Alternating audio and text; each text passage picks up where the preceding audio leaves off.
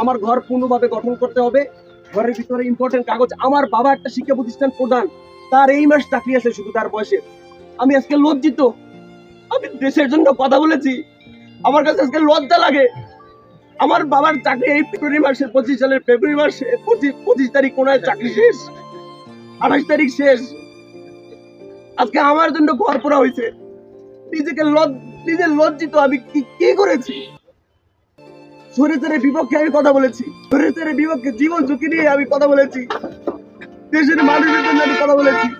হাসিনা তো বলছি ধানমন্ডি যারা পড়াইছে তাদের বাড়িঘর পুড়িয়ে দেওয়া হবে।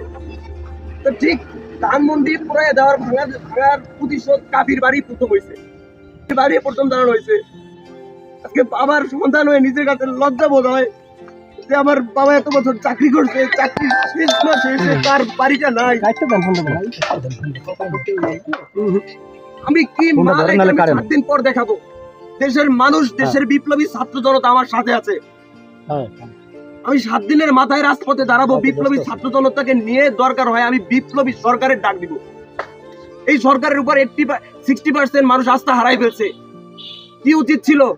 আমরা যারা ফ্রন্টে আন্দোলন করেছি তাদের প্রোটেকশন দেওয়া দরকার ছিল এই সরকারের।